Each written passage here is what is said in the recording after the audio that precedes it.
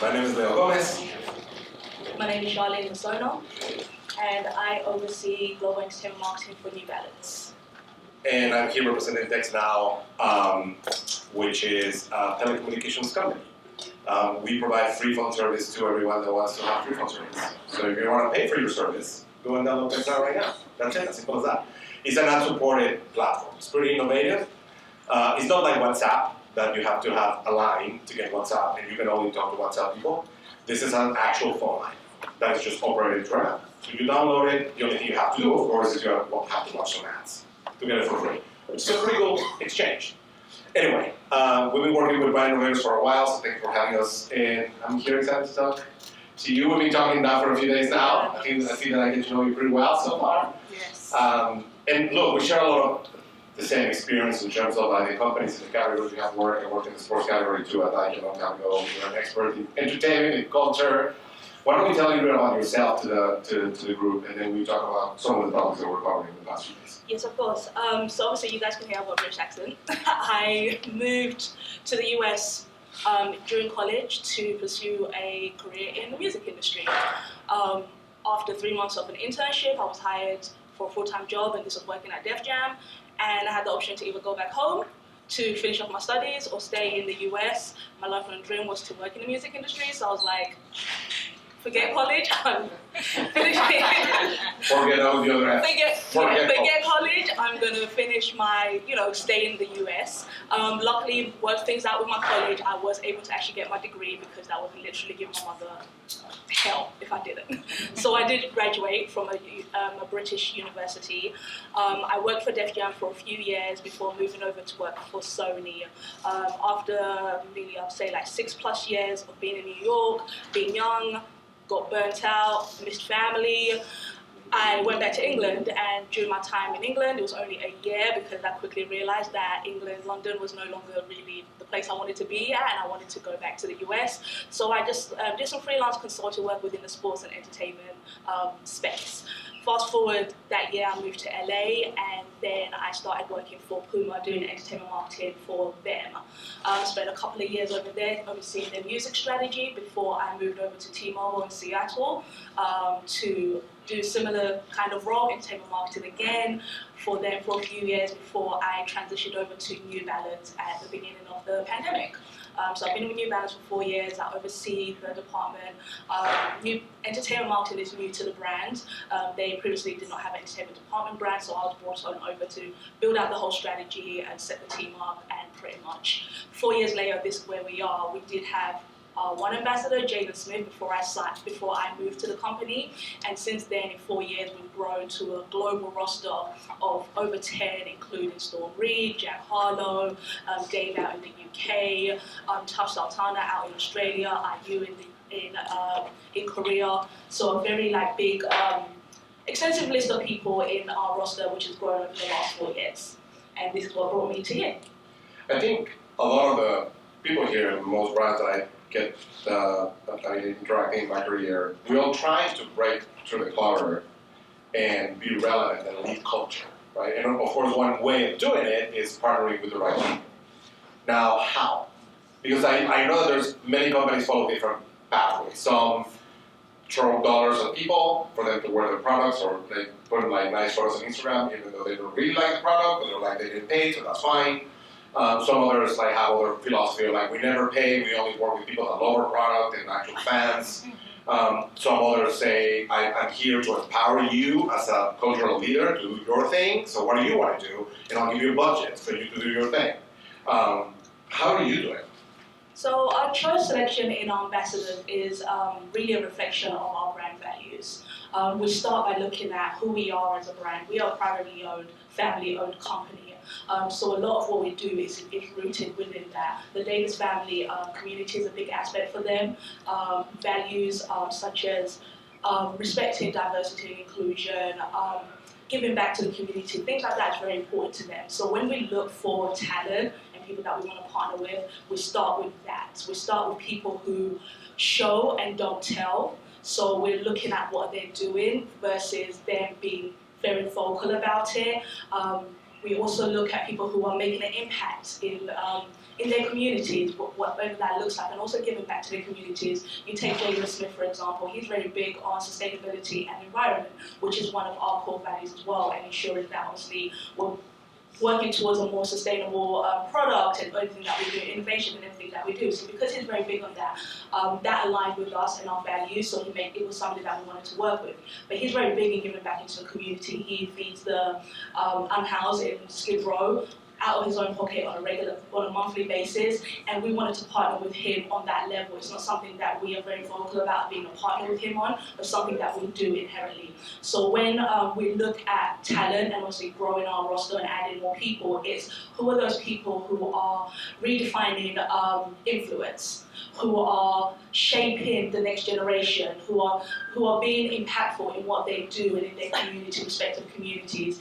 And we're not driven by numbers, we're not driven by fame, we're also not driven by industry standards. So we may see our competitors doing something, but that doesn't mean we're going to do the same thing. They go left, we're going to go right. So we're going to do what works best for the brand, and that's how we kind of pick our partners based on that. You know, you mentioned something that is important to maybe dig deeper onto. I've had this question answered in many ways in the past, which is when you're talking about cultural impact, and specifically in your job, how do you measure that? How do you justify your budgets, your growth in budgets, your success? You can be very successful when you go back to your board or your leadership and say, this is what we've done. This is the way the Jack Harlow partnership is delivering on the brand. Like, because of course there are the obvious KPIs, right? Like the top funnel, the awareness, the work consideration, whatever. But when you talk about cultural impact and who are you actually impacting, how do you measure that? How do you report on that? So we did, and when I say we, not my department, but a different department, did an in-depth study on who our actual consumers are. What we call them is our global independents. And we found that they are driven and drawn to brands that care about things that they care about. So when we talk about the cultural impact, is again looking at our ambassadors and seeing how they resonate within a certain consumer group based on what the impact is. Like if you take Storm Reed, for example, a young 20-year-old female who we know resonates with young Gen Z, which is obviously the pinnacle of our consumer right now, but just her affinity within those people, just who she is, like walking with her and the amount of young girls who gravitate to her and young people, for me alone, that's cultural impact. That's something that I can't make up, and something that, and also we know entertainment and influence is hard to really have a true metric measurement on how that's really resonating, but it's seeing it firsthand, the impact that they have in like her winning an Emmy and seeing the social conversation about that and how people felt about her winning the Emmy, especially our consumer group, is part of the reason that we measure. When we do campaigns, we do a lot of social listening in terms of like, did that campaign resonate? What are the sentiments behind it? How is it being viewed with our consumer group? And how's just the general industry kind of like seeing what we're doing? We obviously are having a big moment right now over the last couple of years because obviously we came from being the dad shoe. But now we're actually very culturally relevant, and a lot of it is we can also measure by the amount of people that are knocking at our door. I would say wholeheartedly, when I started New Balance, I was pretty much, I would say begging, but kind of being like, hey, wear our shoe.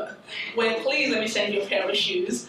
Now I'm getting too many requests that I can't even keep up with, our team can't even keep up with. And that's just in the last 4 years alone.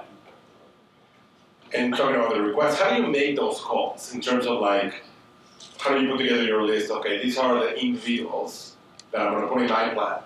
They're going to help me create that cultural connection with either a community or a particular group of consumers. And how much do you think about specificity versus broad appeal? And also, how do you think about ethnicity? Does that play a role? Yes or no? We were talking in the previous conversation about how, in my example one, growing up, I grew up in Mexico City. My favorite band was NWA. And I cannot claim I had any cultural closeness to the reality of what they were writing about. But I think I was gravitating towards authenticity, right? There was something about the way they were writing lyrics, the way they were presenting themselves, that connected with me. And if a brand will pay NWA to target someone, they will probably not pay them to target me. Does that make sense? Yeah. So how do you think about that? How do you think about that cultural impact of the people that you select when you're thinking about the consumer and segmentation of things? So it starts with the product really, and it's really looking at who that silhouette, that product offering is for. We have a broad breadth of products which align with different people. Again, we did start as a dad shoe. We still have the dad consumers within us. But it's really looking at that particular silhouette. So I know when I walked up, a lot of people are like, I like your shoe. This shoe we're not going to give to everybody.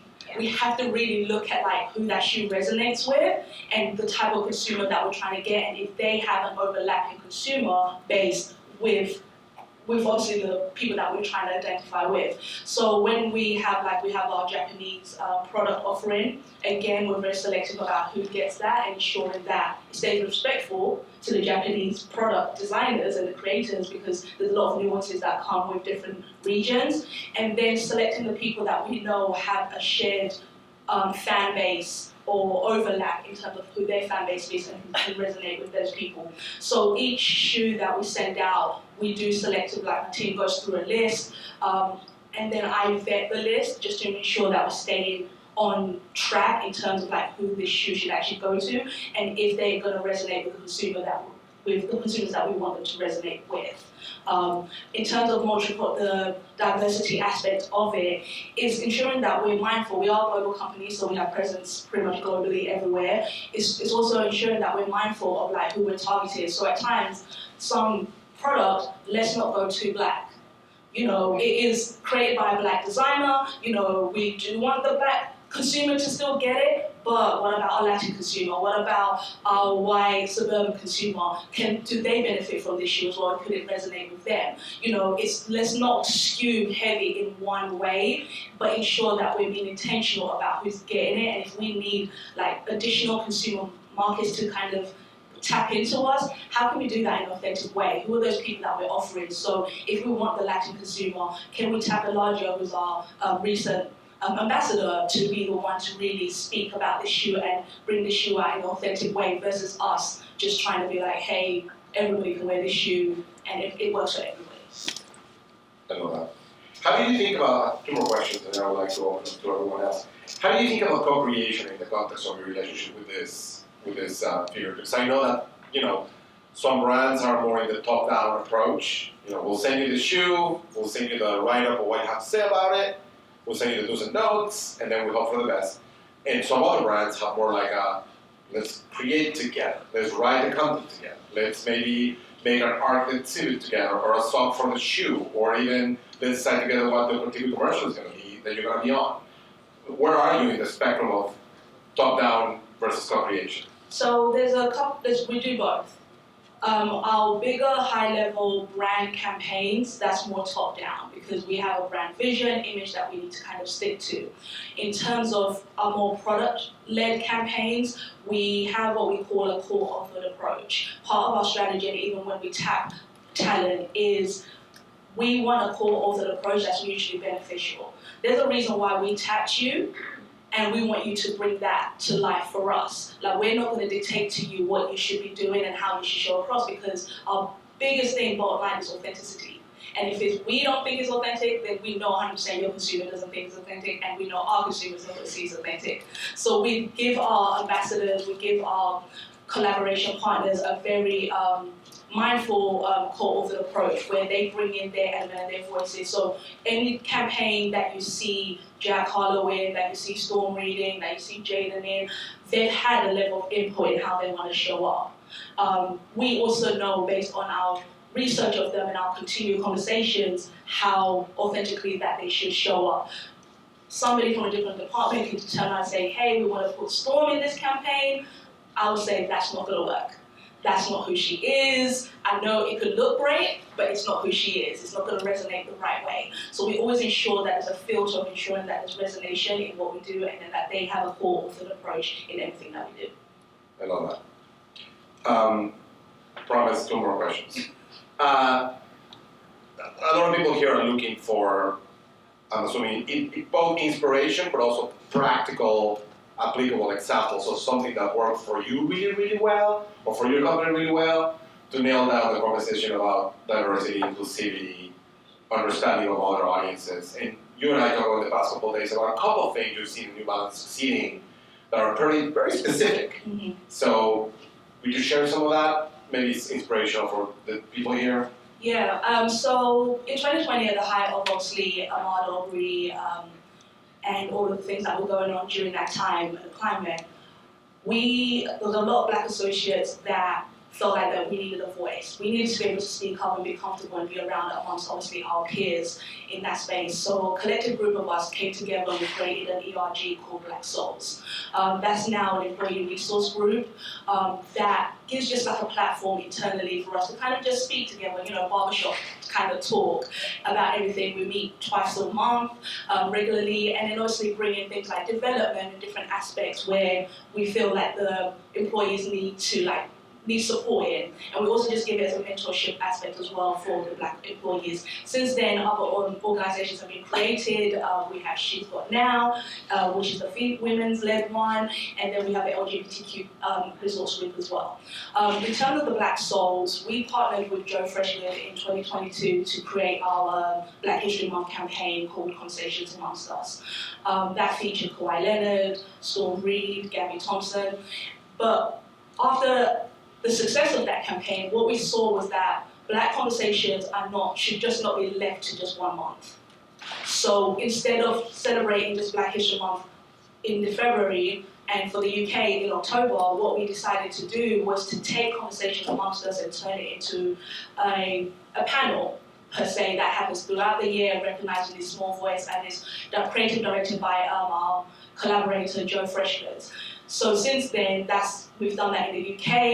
I just came from one 2 weeks ago in Portland with one of our ambassadors, Amine, as well. And we use that as a forum really to not only speak to New Balance associates and employees, but to also speak to the industry as a whole and just ensure that those voices are being heard as a whole and that there is a community for Black representation within the industry as well. So that was one. Yes, I was going to say that was one. And then the second one. You mentioned another one, yes. Yeah, the second one I would say would be Jaden Smith's campaign, latest campaign. He's someone who goes against the status quo.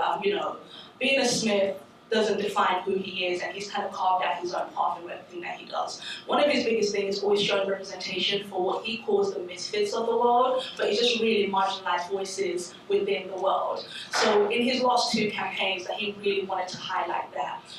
We shot the first one in Japan and in the US, and it was really highlighting the different marginalized people. We had a woman who was wearing a burqa, a Muslim woman wearing a burqa in the campaign. We had a big buff man wearing a skirt in the campaign as well, and just different it's celebrating different inclusivity of different people, and he definitely brought that to light, and he wanted to continue that with his shoe launch. He did it again with a month ago with his last drop, and it's something that he's going to continue telling with his next drop to come as well. So that's another one. That's amazing. You can decide how to answer this. You can answer it either with horror story or obstacle. As we all work in this industry, and we're trying to both through lived experience but also work experience help our companies navigate this conversations about diversity, broadly speaking, we face a lot of obstacles. Some of those are obstacles to the point of becoming also horror stories, right? Like I remember I had a boss that used to tell me that he loved talking to me because I had a really funny accent. And I do remember that in the beginning I was like, did he really say that? And then at some point I just realized how much it bothered me, but also how much it really was stopping me to even enjoy my work. To the point of also in other jobs trying to justify why the Latino market was the case to be made, that it was a big business case, not a check the box case, and anyway, justifying my experience by saying, my existence, by saying, yeah, Latinos have money to spend your product. We got this, right? Anyway, a lot of obstacles. Personal, professional, understanding. In your case, you started a whole new division in the company. So, tell me, obstacle, horror story, you decide, or both, that you're facing right now that we can learn from. I would say horror stories, per se. I would just say obstacles, and obstacles in entertainment being used for the brand. So a lot of what I do, a lot of what the department does, can tend to make the brand very uncomfortable.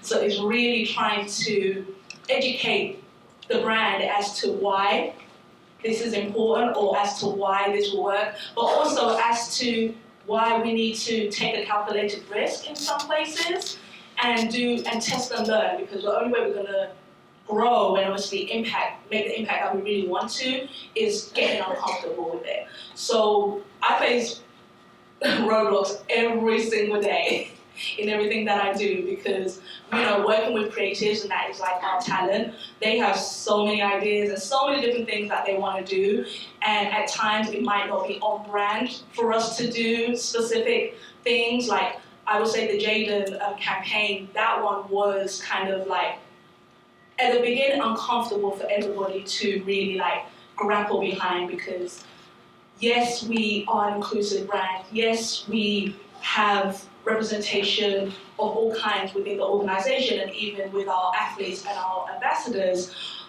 but we haven't really ever told those stories as so forward in your face.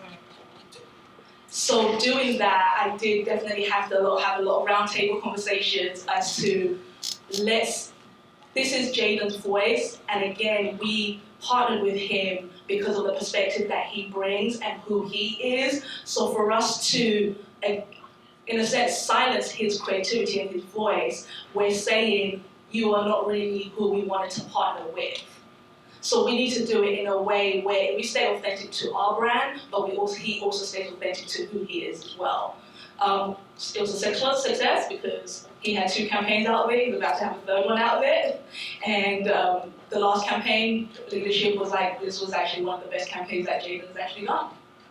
And the Remote Jumping Season is opening the door for, sometimes I feel that the higher we go in the chain and the higher we go in the floors and leadership all the way up top, there's more disconnect between that reality and the reality of the consumer. So the idea of like being on top is literal, because it's like so far away from reality. So I have experienced sometimes that in order to make the case, bringing leadership to literally talk to those cultural influencers, or literally talk to the consumer, not only the marketing people being at the ethnography, but bring the CEO to the ethnography. Bring the CEO to talk to Jaden Smith, so he can learn from the direct source. Sometimes that helps to help at least explain a little bit better why we're trying to make the case. As to why this is happening. Exactly. There's nothing like the experience, I think. No, there's lived experiences are the best, and obviously being British, being black, coming here at a young age, a lot of that plays into also being an advocate for obviously black women and all of that, and kind of ensuring that I'm a supporter. Obviously there's a lot of nuances that a lot of black people go through in America, but I'm British from a different perspective, but being able to really relate to them and obviously show that and have my voice be heard, and also sometimes knock down that leadership to be like, hey, like, you have to listen. You have to. Right. Well, we just have a few minutes more, so I would like to open up for anybody who wants any question.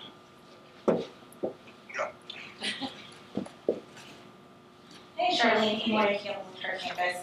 I'm very curious because obviously as head of global, you got your professional responsibility to the brand, but then as a black woman, you got a social responsibility to the culture. And obviously we're all gonna follow what Issa says, we're rooting for everybody black, but because you got global underneath your title, how do you balance like not going after every single opportunity that is affecting the black community and saying, oh wait, we gotta spread it around because it's global. Like how do you fix yourself every single day to be able to balance both of those? No, that is actually a really good question.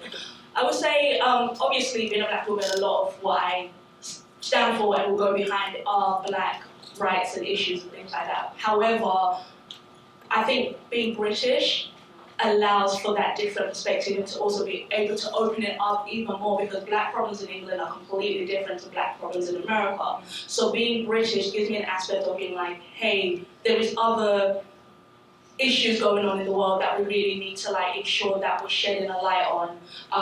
There's a lot going on within the Muslim community that we need to shed a light on.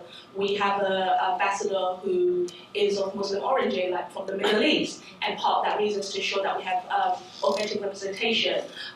For me, when our regions are like, hey, they want to tap a talent ambassador or somebody, my biggest thing is like, how do they resonate with your consumer? I'm not on the ground, so I'm gonna allow you guys to be the experts and not think that I know everything, so I need you guys to tell me why this is important to the region and why this makes sense. An example we just had is we had our APAC region provide a talent from South Africa, and he was a white South African.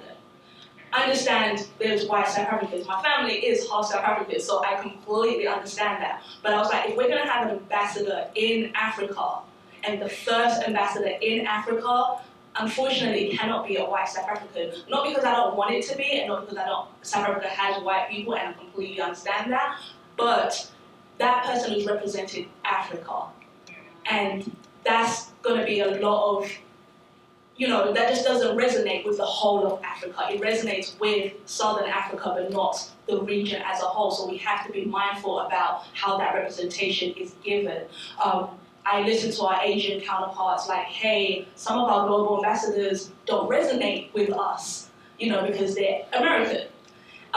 So it's ensuring that, okay, how do we get more relevant with you guys, and what are the things that we need to be mindful of when signing off? So it is a lot harder when you're global to ensure that you're being fair and equitable to everybody and being mindful of those things. But I take learnings from the rest of the people who are there. Like, I'm not on the ground, so I can't dictate what's right and what's wrong. Like, I need you guys to educate me as well, not being on the ground. You have a question, Liz? Yeah. Hi, Maya, also from her campus. So I like how you really emphasized on how important it is for you to stay authentic and true to the brand's culture values, since that's really what's important at its core. It reminds me of why people continue to love the 990 and why you guys continue to update that shoe. But in a trend-heavy world driven by social media, along with how the trend cycle has sped up in the most recent years, when do you decide on when to capitalize on something versus to sit something out? Whether that's the style of a shoe or the tone or message you're trying to send within your newest marketing campaign? That's actually a really good one. I would say the 990s are bread and butter. That's our pinnacle. There's always going to be a lot of emphasis behind that. We're always going to keep bringing that out. We're always going to continue driving that shoe. A lot of the consumer insights help us to know when to kind of sunset certain product offering, because it may not be doing well. Our sales obviously indicate whether we should be sunsetting certain product offerings and things like that. We are very big on being calculated about what we do, so we don't rush for trends. We would rather, and I think Lauren spoke about like taking a step back and stopping, we take our time. And again, because we are not driven by industry standards, we're a family-owned company and a family-owned business, a lot of the things that some of our public trade companies have to adhere to, which is ensuring that they're hitting certain quotas and things like that, we don't have that problem. So we can generally take our time, research it, understand it, make sense of it, and ensure that it goes right. Like, we're always like, if something isn't making sense, let's not rush it, let's take a beat. If it means, to Lauren's point, 1 or 2 days, for us it could be months, let's do that. And if we need to walk away, let's walk away. And if we need to ramp it up, we are very good at working against the clock as well to ensure that we're getting something out. Awesome. I think that's it. Thank you. Oh, one more. Yeah, I do have a question. So when in regards to like whether you're going to be an ally or an advocate for somebody, when you're partnering with someone like Jada, who obviously has a very specific idea of how he would want it to come to life, like a bodybuilder in a skirt or something like that, is that something where you then take his idea and evaluate if that's something that everyone corporate-wide feels good and comfortable with, or is it something where you say, okay, we've already established that we're going to be allies or advocates for these types of people, and Jaden represents that, and so we are going to get behind almost anything you would bring to the table. Does that make sense? Yeah. Is it a before or after type of evaluation type thing? It is more so an after. Okay. Again, going back to the point of like, when we partner with people, we partner them knowing full well who they are and what they represent and the things that are passionate and important to them. So we know they are going to obviously push us to do things because it's passionate to them. So we would take those ideas, package it up to leadership to then get like the sign off on it. Rarely have we had anything not signed off, because I think again leadership is understanding of like who the person is, and if they're not at that time of like they want to say no, if it's not a Jaden because he's our long-standing ambassador, but it's a new ambassador, they're not fully versed on who that person is, then it's on myself and my team's responsibility to now educate them on who they are, what they stand for, and why this is important to them. So we kind of do it afterwards versus like before, because we don't want to stifle anybody's creativity. So we don't want to give parameters to our ambassadors ahead of time. We want to at least then dial it in and make sure that it's brand friendly after the fact. Thank you very much.